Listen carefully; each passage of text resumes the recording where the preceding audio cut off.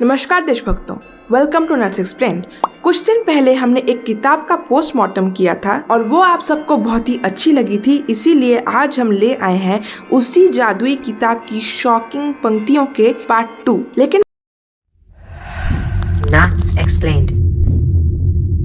Video शुरू करने से पहले एक जरूरी बात, ये जो आसमानी किताब है या फिर जो होली किताब है, इनके बहुत सारी स्टोरीज ग्रंथों से ही प्रेरित है। लेकिन ये मत सोचिएगा कि हमारे ग्रंथों और वेदाओं से सिंपली छाप दिया गया है। इन लोगों ने घटनाओं को अपने मन मुताबिक ट्वीक किया है। एक तरफ से कह सकते हैं कि ये सारे उनके जो होली बुक्स हैं वो काइंड ऑफ हमारे ग्रंथों के इविल अडेप्टेशंस हैं। इविल शब्द का प्रयोग किस लिए किया वो आपको वीडियो के अंत तक समझ में आ जाएगा। So let's dig in to the holy Exodus 21 verses 7 to 8. XXX slavery condoned. When a man sells his daughter as a slave, she will not be freed at the end of 6 years, as the men are. If she does not please the man who bought her, he may allow her to be brought back again. Slave system के बारे में तो आप लोगों को पता ही होगा। Slave system में अगर कोई आदमी स्लेव बनता है तो उसको 6 साल के बाद फ्रीडम मिल सकता है। लेकिन यहाँ लिखा है कि कोई आदमी अगर अपनी बेटी को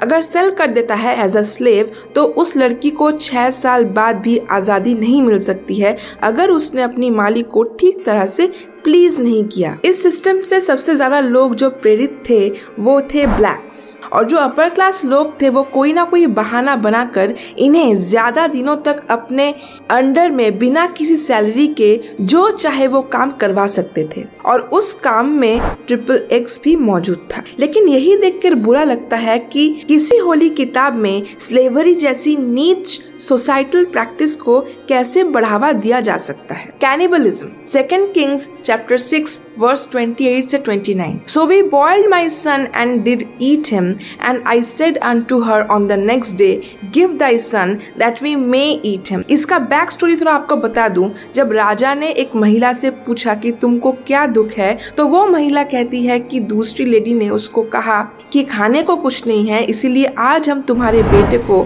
बॉयल करके खा लेते हैं, कल मैं अपना बेटा दूंगी, हम उसको खाएंगे। लेकिन दूसरे दिन वो अपने बेटे को कहीं छुपा के रख देती है। तो राजा के शासन के दौरान कैनिबलिज्म परफॉर्म करने के बाद भी इन लोगों को कोई सजा नहीं मिलती है। इसका मतलब है cannibalism is normal and accepted. वैसे बहुत लोगों को शायद पता ना हो कि जीसस को पूरी तरह से पाने के लिए ब्रेड खाया जाता है as his flesh and wine consume किया जाता है एज हिज ब्लड। तो ये सुनने के बाद क्या आप रिलेट कर सकते हैं? मूविंग ऑन, अगर किसी लड़की की तरफ देखा तो वो एडल्ट्री मानी जाएगी। Matthew chapter 5 verse 28. But I say unto you that whosoever looketh on a woman to lust after her had committed adultery with her already in his heart. मतलब किसी भी महिला की तरफ अगर आंख उठाकर भी देख लो तो वो अडल्ट्री के समान माना जाएगा। 1 मिनट के लिए ऐसा मान ही लेते हैं कि अगर आंख उठा के किसी की तरफ देख लो वो अडल्ट्री ही मानी जाएगी। लेकिन प्रॉब्लम नेक्स्ट बात से है। 2 Kings chapter 13 verse 14. Incestuous rape is cool, and when she had presented him meat, he took hold of her and said, come lie with me, my sister. She answered him, do not so, my brother, do not force me, for no such thing must be done. But he would not hearken to her prayers, but being stronger overpowered her and lay with her. यहाँ फिर से incest यार, अपने ही घर वालों से इनका इतना क्या लगाव है समझ नहीं आता। लास्ट वीडियो में मैंने फादर डॉटर का इंसेस्ट मेंशन किया था,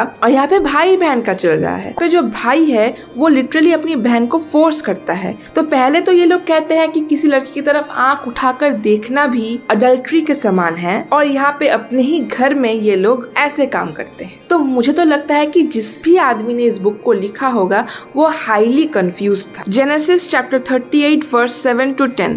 अगर गॉड को गुस्सा आया तो हमें जान से मार भी सकते हैं। And Judah's firstborn was wicked in the sight of Lord, and the Lord slew him. And Judah said unto Onan, go in unto the brother's wife and marry her. And Onan knew that the seed should not be his. And it came to pass, when he went unto his brother's wife, he spilled it on the ground, lest that he should give seed to his brother. ये story काफी पेचीदा है। जो Judas था उसके 3 बेटे थे। पहले बेटे का नाम था दूसरे बेटे का नाम था ओनन और तीसरे बेटे का नाम था शेला। तो जो पहला बेटा था, गॉड की आंखों में वो शैतान था, तो उसको मार दिया। उसके बाद ओनन को रिक्वेस्ट किया गया कि तुम अपनी भाभी से शादी कर लो क्योंकि वंश आगे बढ़ना चाहिए, लेकिन ये बात से ओनन ने इनकार कर दिया। तो गॉड ने गुस्से में आके ओनन को भी मार दिया। मेरे हिसाब से तो ओनन बिल्कुल सही था, लेकिन गॉड ने उसको क्यों मार डाला ये मुझे समझ में नहीं आया। और दूसरी बात ये है कि अगर कोई व्यक्ति आपको शैतान लगता है, आप उसको डायरेक्टली खत्म कर दे रहे हो। व्हाट अबाउट द रियल शैतान?